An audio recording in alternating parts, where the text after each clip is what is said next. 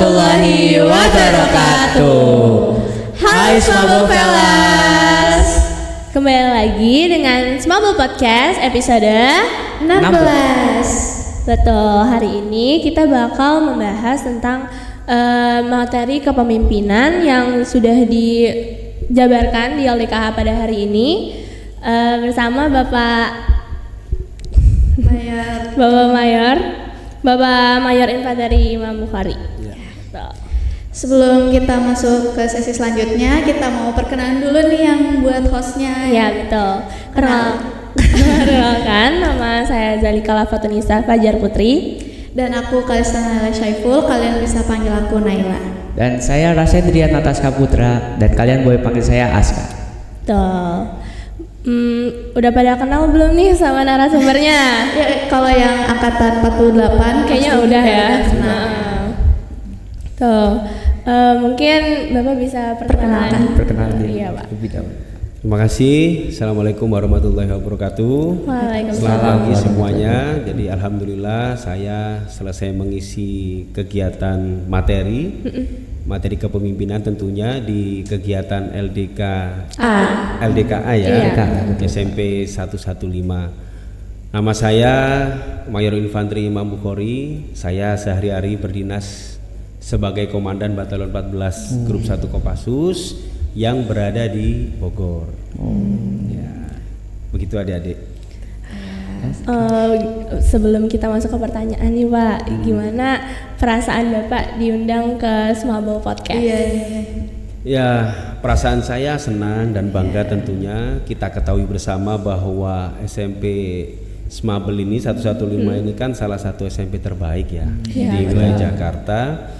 Tentu ketika saya diberikan kesempatan untuk memberikan materi, saya merasa bangga tentunya karena ketika nanti adik-adik yang tadi sudah saya berikan materi menjadi seorang pemimpin atau dia menjadi orang sukses di tahun-tahun nantinya, saya merasa ikut andil sekian persen lah, walaupun 0,001% minimal saya sudah bersumbangsi untuk terus menjaga agar generasi bangsa ini tetap pada on the track, ya, bisa mengharumkan nama negara Kesatuan Republik Indonesia ini di masa yang akan datang. Gitu. Pasti bangga lah, ya bangga sekali karena ya saya bisa sharing, bisa memberikan edukasi, itu saja.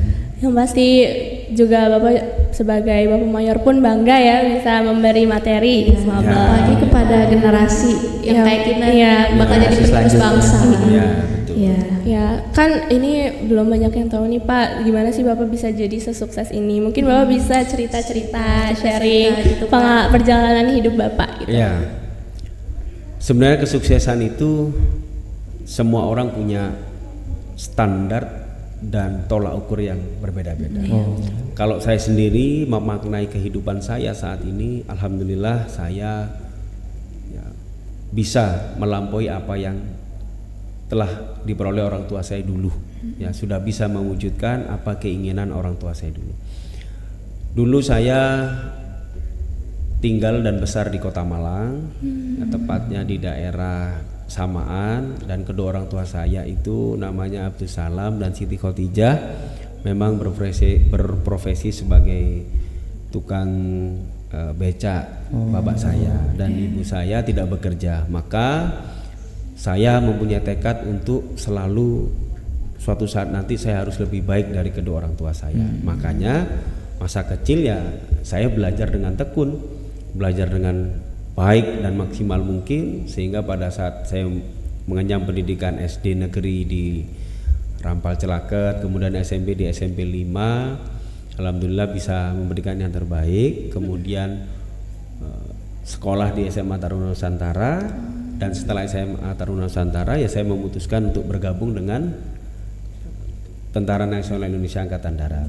Waktu itu langsung bergabung di Akademi Militer dan lulus tahun 2006. Alhamdulillah kita ulangi, saya juga bisa memberikan yang terbaik, yaitu lulus nomor 1 sebagai Adi Makayasa. Keren banget. Dan memang harus kita selalu berbuat terbaik dimanapun berada. Betul, jadi nggak peduli latar belakangnya apapun, kita tuh harus tetap Harus ada usaha. try our best gitu, to be the best gitu. Untuk mencapai kesuksesan itu emang butuh perjuangan. Harus. Bapak ini kan termasuk memimpin sebuah pasukan ya Pak ya? Iya. Iya. Dan Bapak tadi habis ngasih materi kepemimpinan. Kalau dari Bapak sendiri sih, gimana Bapak mendefinisikan leadership atau kepemimpinan tersebut? Berbicara kepemimpinan, memang kepemimpinan itu ilmu dan seni. Ilmu dan seni artinya ilmu kepemimpinan itu bisa dipelajari. Berbicara seni adalah bagaimana kita memimpin orang per orang. Ya, saya mungkin dengan teman saya itu berbeda. Itu namanya seni. Yang penting yang kita pimpin ya, bisa mengikuti apa yang kita inginkan dengan ikhlas, tanpa paksaan. Nah, itu adalah keyword dari kepemimpinan. Apa yang kita pimpin, organisasi yang kita pimpin mau ikut tanpa paksaan.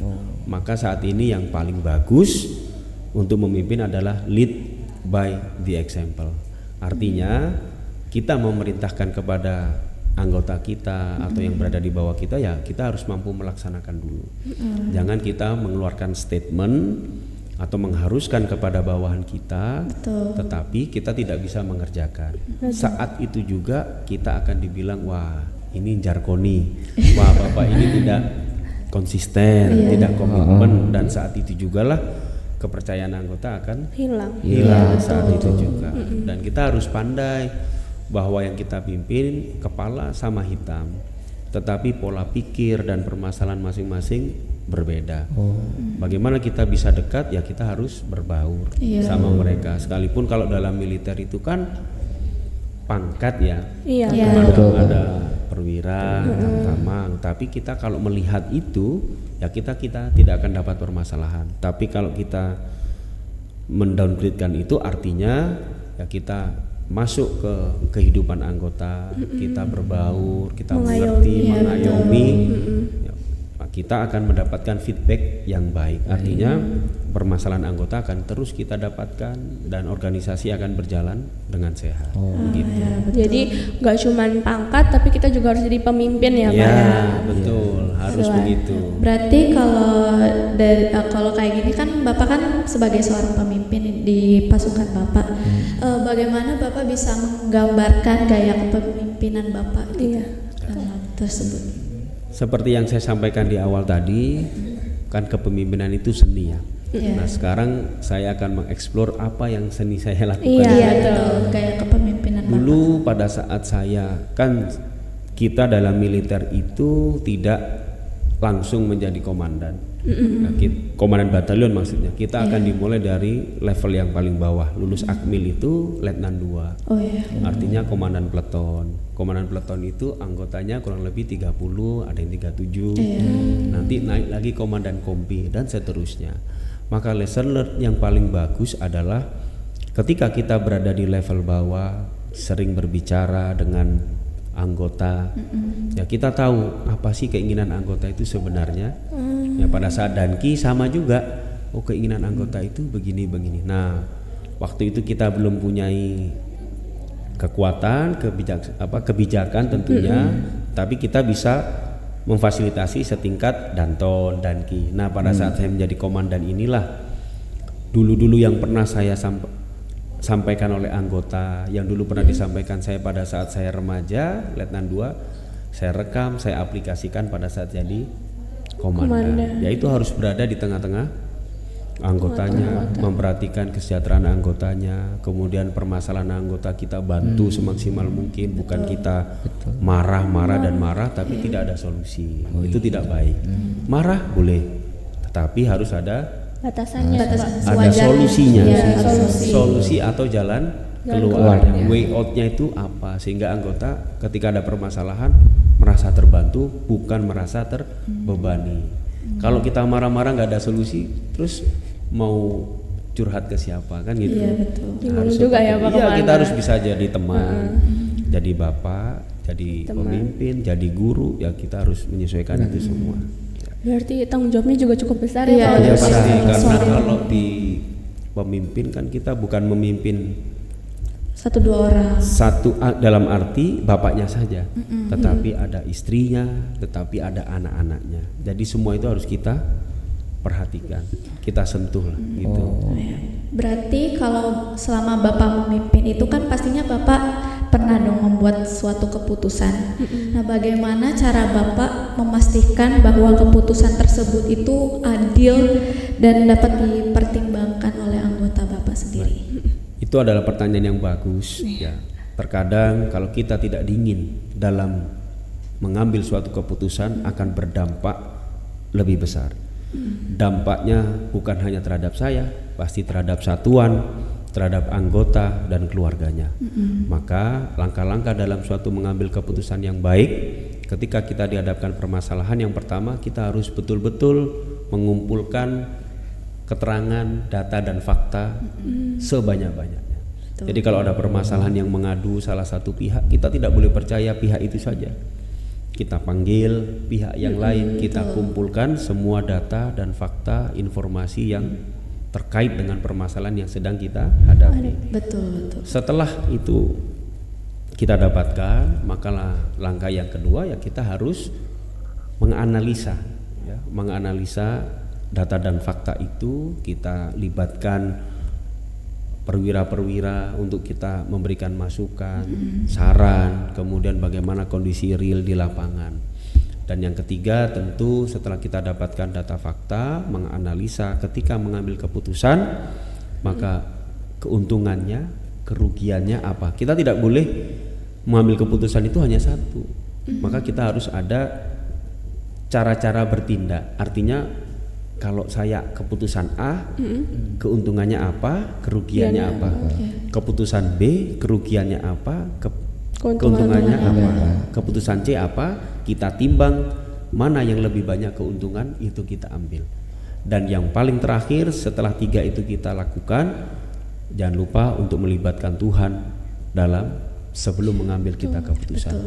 Kalau dalam Islam kita sholat istikharah mungkin, ya kita sholat apa, dalam Nasrani kita berdoa dulu, Hindu kita sembahyang dulu. Ya Tuhan, Allah, ya Allah, saya akan mengambil keputusan ini. Kalau ini memang keputusan yang kamu ridhoi, ya maka saya akan ambil. Dari situ biasanya kita, oh saya pilih ini. Insting itu akan dapat, naluri itu akan dapat. Dan paling penting setelah keputusan itu diambil, maka jangan pernah lari atau lepas dari tanggung jawab. Betul. Apapun dampak atau efeknya. Efeknya negatif, ya kita harus tanggung jawab. Kalau efeknya positif, alhamdulillah. Kalau negatif, saya yang mengambil keputusan, saya yang bertanggung jawab. Tidak boleh mundur. Begitu. Sangat motivasi banget. Jadi tuh kalau misalkan buat keputusan tuh nggak bisa asal ambil, Nggak apalagi Banyak sebagai seorang pertimbangan. pemimpin gitu ya. Terus harus tetap bertanggung jawab walaupun ada kerugian keuntungannya. Iya, gitu. karena itu yang kita sudah tetapkan. Ya, apalagi pemimpin itu kan pastinya punya komitmen ya. Betul. Integritas. Ya, betul, integritas. Apalagi jangan sampai melupakan Tuhan. Ya, Itu harus utama ya Pak ya. betul. Apapun itu ya, apapun itu. Oke, nah kan Bapak sebagai pemimpin yang baik tuh harus menjalin komunikasi yang baik kan Pak dengan tim anggota Bapak. Nah, bagaimana sih cara Bapak menjaga komunikasi yang efektif dengan tim Bapak? Ya. Suatu komunikasi itu akan terjalin ketika tidak ada batas antara satu sama lain. Artinya situasi dan suasana itu sudah cair. Cair itu sudah, dia tidak menganggap saya sebagai pimpinan dan anggota juga tidak riuh, tidak malu.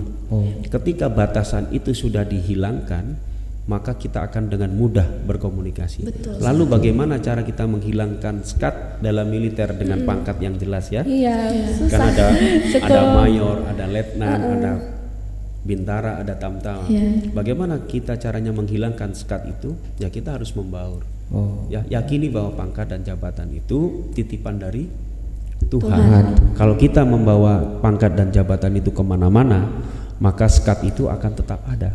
Tetapi kalau kita memaknai bahwa pangkat dan jabatan itu hanya titipan dari Tuhan, maka kita bergaul dengan anggota pun santai. Anggota pun menghadap kita, izin menghadap komandan, menghadap saja, tidak ada masalah. Maka kita harus menghilangkan sekat itu. Bagaimana menghilangkan sekat? Ya kita timbulkan kegiatan-kegiatan yang bersama-sama dengan anggota, olahraga bersama, kemudian kegiatan-kegiatan family gathering, ya, kemudian kita kumpul-kumpul apa, terus sering kita berkunjung ke rumah anggota. Anggota sudah dapat feel dengan pemimpin, maka sekat itu akan hilang. Maka ketika sekat itu akan hilang, maka komunikasi akan berjalan dengan baik dan lancar gitu. Dan tidak ada keraguan-keraguan lah prajurit. Iya, tapi tentunya masih ada rasa hormat lah ya Pak. Itu pasti. Iya, itu pasti. Di dalam militer kan pasti, karena kita ada organisasi, ada pangkat, ya, tetapi sekali lagi kita harus memaknai bahwa itu semua titipan Tuhan. Kalau itu dibawa-bawa terus, saya ini akhirnya gapnya terlalu jauh dan anggota tidak mau untuk mendekat. Jadi atau berkeluh kesah, ya, takut, marah, ini kan tidak. Jadi lebih banyak takutnya daripada nyamannya. Jadi harus kita ciptakan suasana yang baik, sekat itu kita hilangkan sehingga komunikasi berjalan dengan lancar. Jadi solusinya dapat ya Pak ya? Ya, betul. Nah, kan Bapak sudah menyampaikan materi kepemimpinan kan Pak ke Angkatan 48, dan Bapak juga sudah mengikuti Smable Podcast hari ini kan Pak. Nah, apa pesan dan kesan Bapak mengenai sekolah SMP Negeri 115 Pak? Ya. Iya. Pesan saya pertama kali tadi masuk, ya, bangunannya bagus, ya, kebersihannya tentunya. Kalau kita kan di militer pasti lihat itu dulu. Iya, betul. Kerapihan ketika di dalam suatu wilayah atau kesatria itu bersih dan rapi, maka orang-orang di dalamnya adalah orang-orang yang bertanggung jawab. Nah, kemudian tadi saya menyampaikan beberapa materi, juga komunikasi interaktif, artinya wawasannya banyak. Beberapa pertanyaan yang saya lempar bisa dijawab, bagus, ya, dipertahankan. Tentu apalagi dengan ada podcast begini yang saat ini sedang booming, ya, bisa dibilang di mana-mana podcast kan, ada semua sedang tren sekali, dan ini sebagai sarana kita gunakan untuk mengedukasi. Ya, dengan fasilitas yang lengkap, kemudian wilayah yang rapi, situasi belajar yang bagus, pasti akan menghasilkan pelajar-pelajar yang atau generasi bangsa yang nantinya cerdas-cerdas juga. Ya, mudah-mudahan nanti ke depan di tahun 2045 kita ada bonus demografi kan, di mana usia produktif kita itu semakin banyak. Nah, diharapkan dari Smable ini nanti banyaklah pemimpin-pemimpin bangsa yang lahir dan bisa mewarnai, memajukan negara kesatuan Republik Indonesia. Ya. Tapi kita juga kepo nggak sih, apa sih Pak first impression Bapak, kesan pertama pas masuk Smable gitu? Jadi kayak Bapak baru masuk nih, baru masuk banget yang terlintas di pikiran Bapak itu apa? Iya. Jadi kan saya sudah sebelum mengisi itu dimanapun kita berada, ya, ketika dapat undangan, kemudian kita beranjak kemana, maka sebelum kita menuju ke tempat itu, ya, kita harus tahu dulu. Searching ya Pak? Ya pasti. Ya pasti searching. Ya, Jadi open source itu udah pasti. Apa sih SMA terbaik, SMP terbaik, ya. Oh ya, begitu masuk, ya, betul, anak-anaknya aktif, ya. Wah, terus apa namanya, fasilitasnya, sambutannya, kebersihannya tadi, dan ini modal awal yang bagus untuk generasi muda, ya, berlomba-lomba untuk masuk di ini Smable ini, ya, sehingga tadi juga sempat bicara, baru pulang dari Prancis. Salah satunya untuk mempresentasikan kebudayaan Indonesia, berarti kan betul-betul luar biasa. Setingkat SMP sudah bisa banyak lah, ya, prestasinya, ya, oke lah, semuanya bagus, ya. Satu kata dong Pak buat Smable. Satu kata. Luar biasa. Luar biasa. Jadi kita dapat banyak wawasan banget dari Bapak Mayor Infanteri Imam Bukhari.